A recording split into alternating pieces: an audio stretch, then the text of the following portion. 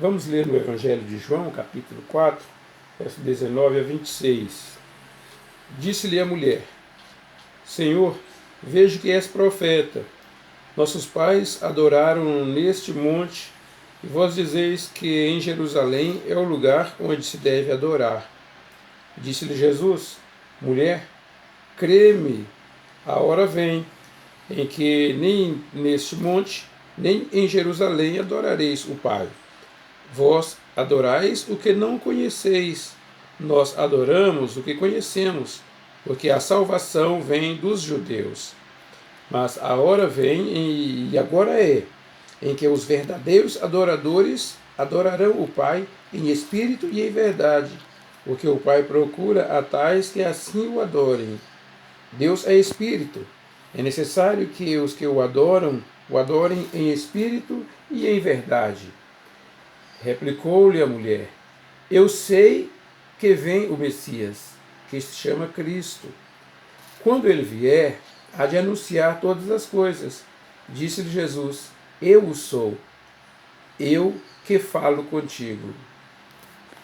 Queridos irmãos, para esta época, nada mais adequado do que refletirmos a respeito de adoração.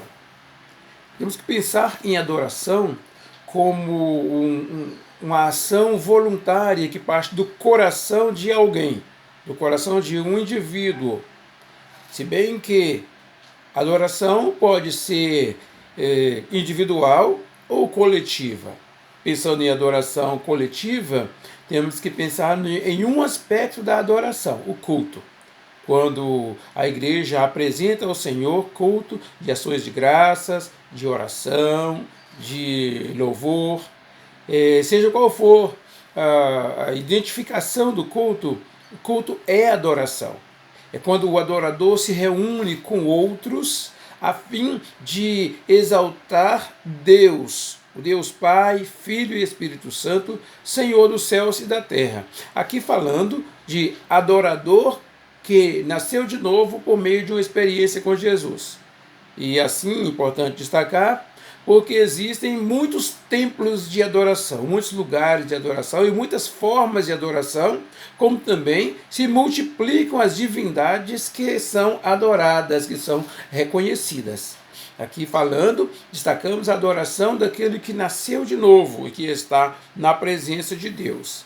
Adoração é devoção, é reconhecimento de uma divindade. Toda atitude de devoção, de veneração, caracteriza um reconhecimento de uma divindade que tenha um poder acima daquele que adora ou reconhece tal divindade.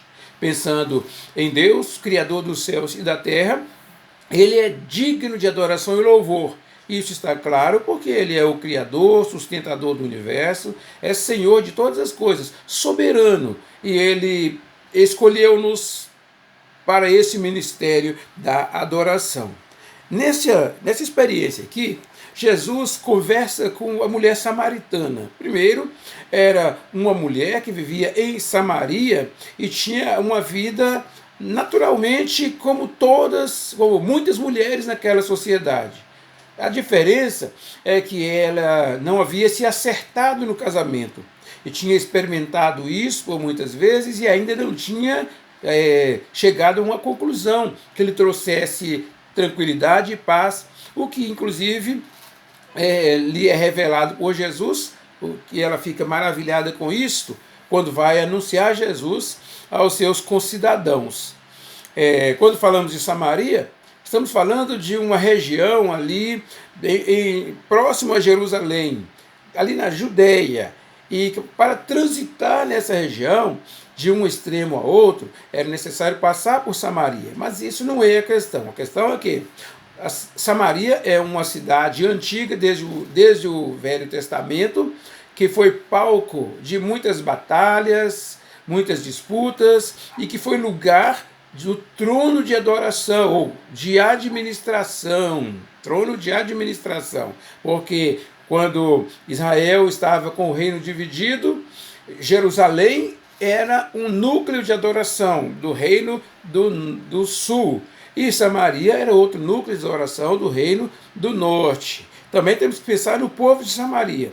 Era um povo judeu misto, um povo que passou por experiências dolorosas e por causa de compromissos que assumiu fora daquilo que Deus designava, eles não puderam continuar a convivência com os demais judeus e ficaram, portanto, em Samaria. E ali, como se estivesse isolado do resto da sociedade judaica. Não havia convivência entre eles. E é aqui que Jesus quebra este paradigma. Ele vai em Samaria porque precisava anunciar aos samaritanos a palavra da salvação.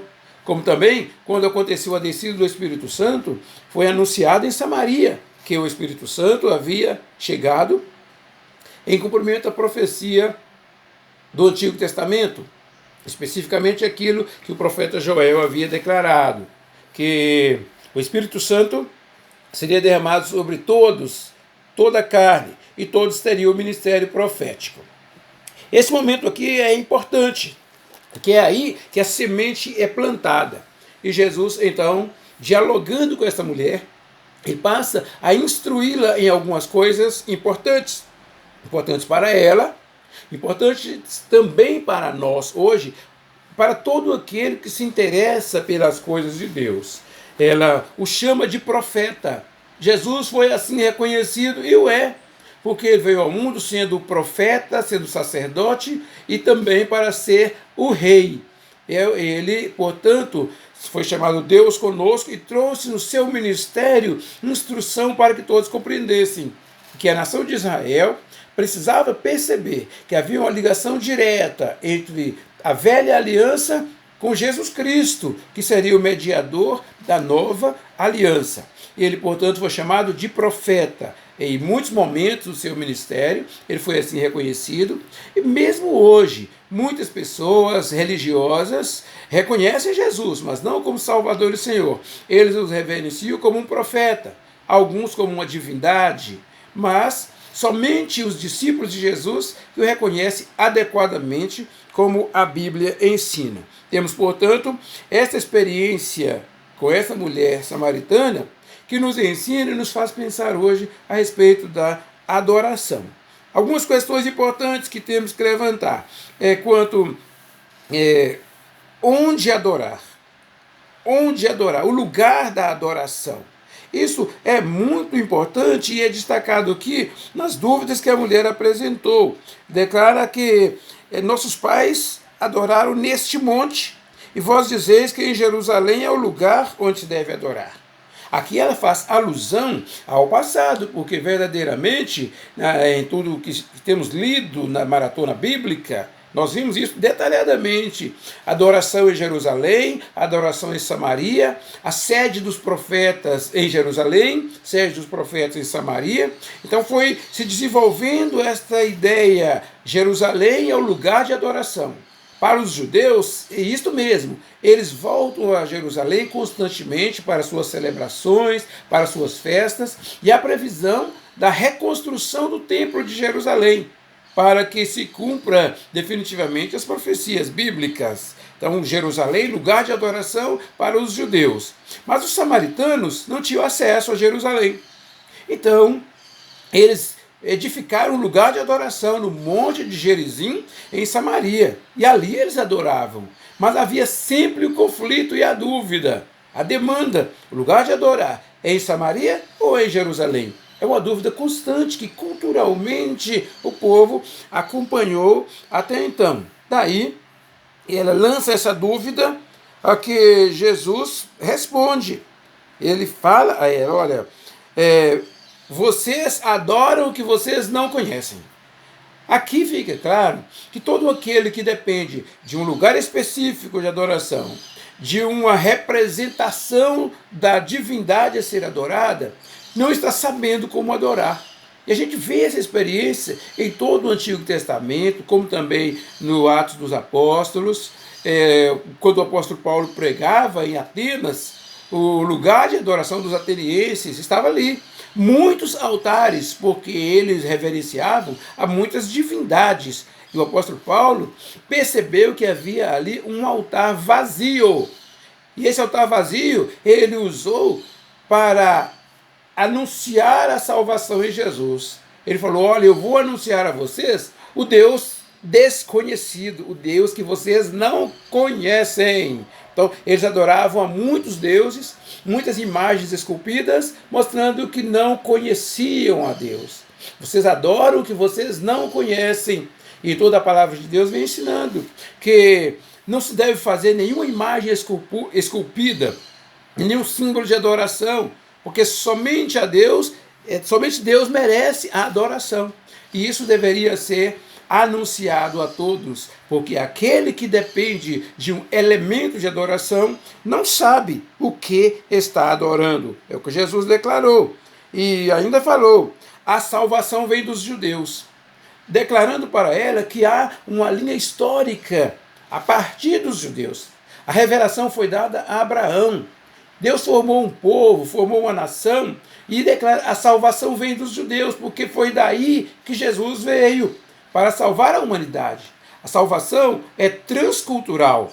Como Deus disse a Abraão: em ti serão benditas todas as famílias da terra. Então a salvação vem daí, vem sendo anunciado.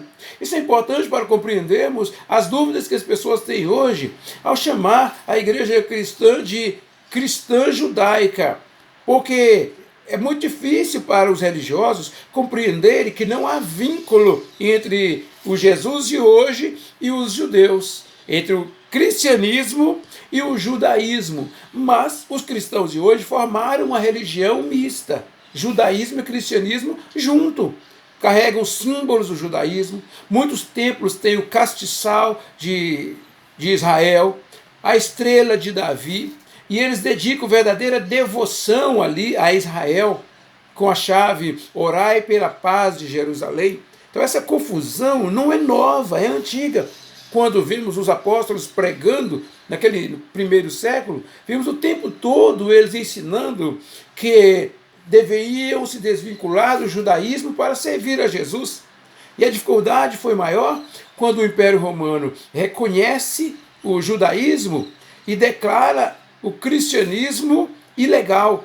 Naquele momento, o cristianismo era simplesmente um nome, um apelido que os seguidores de Jesus tinham recebido por causa das questões filosóficas da época. Mas Jesus nunca chamou seus seguidores de cristãos. Ele os chama de discípulos.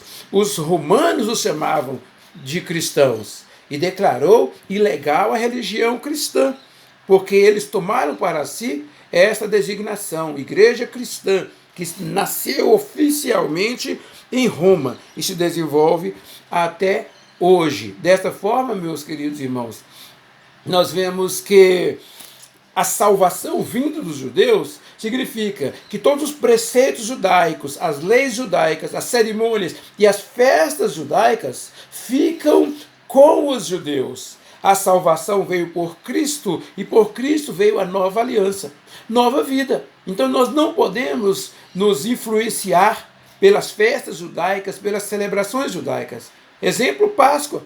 A Páscoa é uma festa judaica. Todos os judeus estão voltados para a preparação da Páscoa. Só que os cristãos do Brasil, os evangélicos do Brasil, também estão. Tem muitos que já estão preparando chocolates. Existem crentes que fazem chocolates, ovos de Páscoa para vender.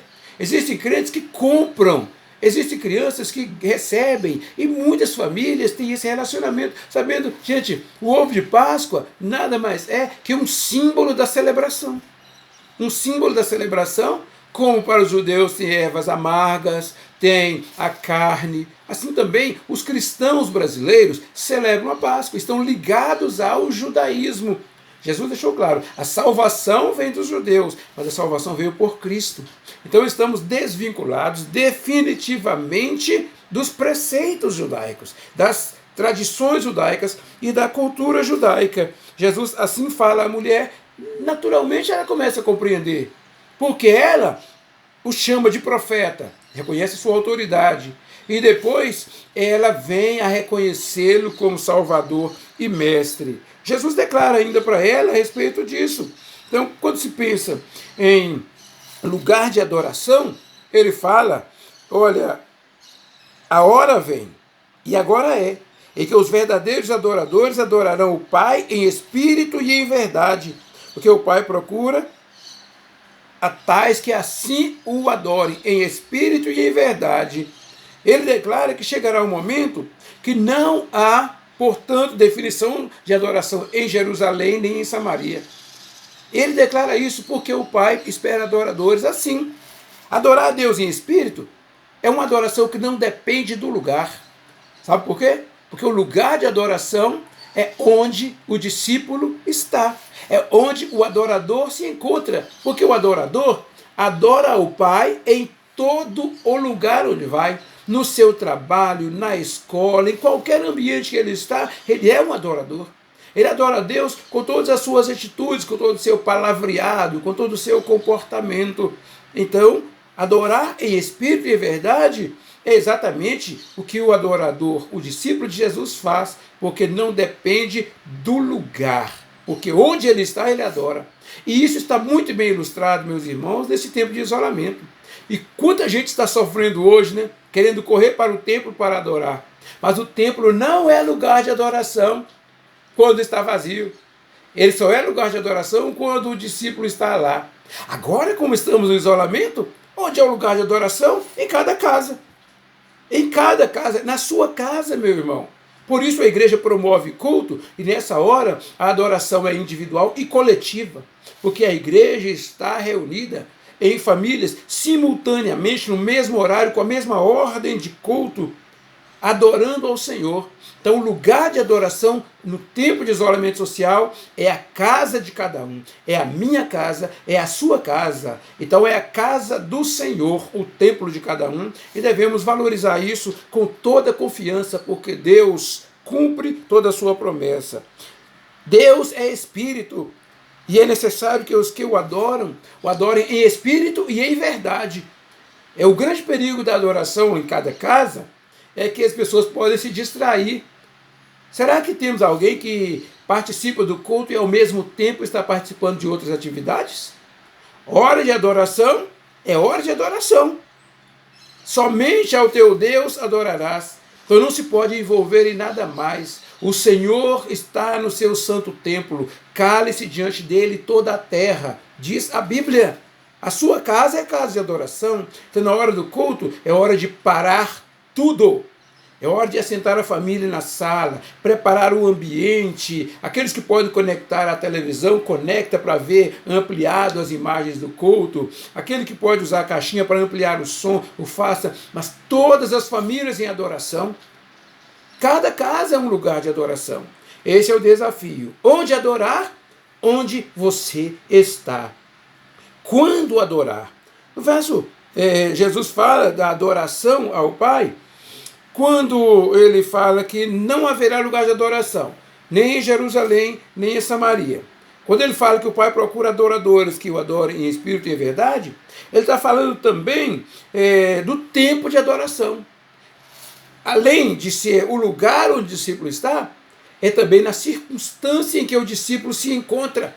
Significa que não importa o que esteja acontecendo, se é no leito de um hospital, se é quando estamos no trabalho ou em qualquer outro lugar, não importa o que esteja acontecendo, esse é o lugar de adoração. Não importa se estamos tristes ou se estamos alegres, não importa se estamos doentes ou com saúde, a circunstância não determina. Em todo o tempo é tempo de adoração. Jesus disse que nesse mundo enfrentaríamos tribulações, lutas, dificuldades, mas deveríamos permanecer a seu serviço, porque quando o Senhor vier, diz a Bíblia, será bem-aventurado o servo que o Senhor o encontrar assim, servindo. Então, é necessário servir em todas as circunstâncias. E essa circunstância de isolamento é para adorar a Deus. Não é para ficar lamentando a sorte, não é para ficar chorando o sofrimento, não é para ficar brigando contra o governo ou combatendo as atitudes daqueles que estão na posição de administrar essa situação. Não. É circunstância para adorar, porque o nosso reino não é deste mundo e nós estamos a serviço de Deus. Nós o adoramos em todas as circunstâncias. É isso que está dizendo a Bíblia. Não importa o que esteja acontecendo com você, meu irmão. Não importa se você está com muito dinheiro ou pouco dinheiro, se tem comida em casa ou não tem comida em casa. Está escrito: aprendi a contentar-me com o que tenho, ou seja, aprendi a adorar ao Senhor em todas as circunstâncias. Eu aprendi a adorar ao Senhor nas circunstâncias mais difíceis e nas circunstâncias mais suaves, porque o discípulo de Jesus é adorador e ele adora o Senhor em todas as circunstâncias. Existem pessoas que, quando estão nervosas, não querem participar do culto. Maridos que, quando brigam com a esposa, esposas brigam com o marido, filhos revoltados, não querem participar do culto. Mas quando você está com raiva, Deus não merece adoração, não? Quando você está revoltado, Deus não merece adoração, não? Então significa que ele não é o seu Senhor. Você está servindo a si. Só porque alguém bateu em você, você não vai participar do culto? Não vai adorar o Senhor? Esse é o desafio. Não importa a circunstância, é ocasião para adorar ao Senhor. Onde estiver o adorador, determina o lugar. Como estiver o adorador, determina a circunstância. O adorador o serve. E para concluir, a quem adorar? A quem adorar? Jesus aqui é reconhecido como profeta.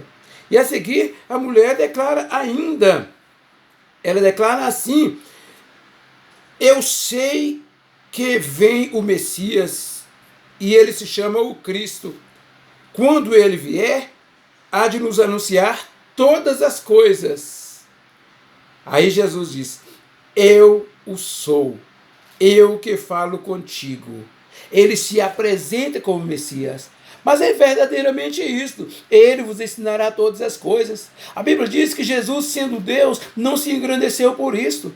Deixou o seu trono na glória, deixou a sua divindade e veio identificar-se com o pecador, trazendo a verdade.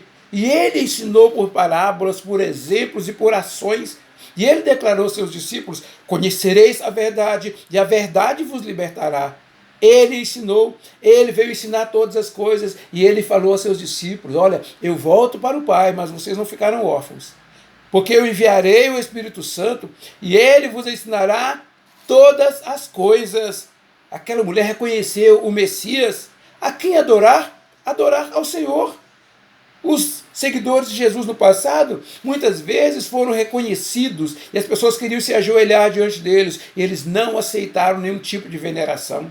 Vivemos numa época em que as pessoas têm símbolos da sua religiosidade, adoram santos, adoram anjos, veneram pessoas, adoram ídolos da música popular ou do futebol, mas a Bíblia diz: somente ao Senhor teu Deus adorarás. Ele é o único, Criador dos céus e da terra, e ele enviou Jesus para ser o Salvador e nos conduzir à sua presença. A quem adorar? Ao Senhor. Jesus trouxe esta verdade para nós, e hoje, guiados pelo Espírito Santo, estamos na presença dele. A verdadeira adoração é esta: quando o adorador não depende de um lugar específico para adorar, é onde estiver. É quando o adorador não depende de circunstâncias favoráveis em qualquer circunstância. É quando o adorador adora ao Senhor. Diz a Bíblia: existe um só Deus e um só intermediário entre Deus e os homens, Jesus Cristo, o homem. E em nenhum outro há salvação, porque debaixo do céu não existe nenhum nome dado entre os homens pelo qual devamos ser salvos. Só Jesus Cristo salva. Ele convida a todos para tal experiência. É muito fácil praticar a religião, é muito fácil frequentar um templo, mas agora é o desafio, porque agora se revela que ninguém pode ir para nenhum templo. Agora os verdadeiros adoradores é que se manifestam, porque mesmo dentro de casa eles servem ao Senhor e adoram ao Senhor de todo o coração. Glória a Deus por isso, meus queridos irmãos, porque Ele está feliz conosco, porque nós compreendemos e fazemos isso, porque Ele nos conduz em toda a sua verdade. Vamos orar ao Senhor? Abre seu coração. Se você ainda não é discípulo de Jesus, não é um verdadeiro adorador, pratique o que foi ensinado aqui e sirva ao Senhor de todo o coração. Oremos. Ó Deus, nosso querido Pai, manifesta a Tua glória sobre nós todos que participamos deste culto e da Tua palavra. Guia-nos em toda a Tua verdade e ensina-nos a viver como verdadeiros adoradores, como discípulos de Jesus, e que, sendo discípulos, anunciamos a tantas outras pessoas a necessidade de servir e honrar o Teu bendito nome. Nós oramos em nome de Jesus. Amém, Senhor.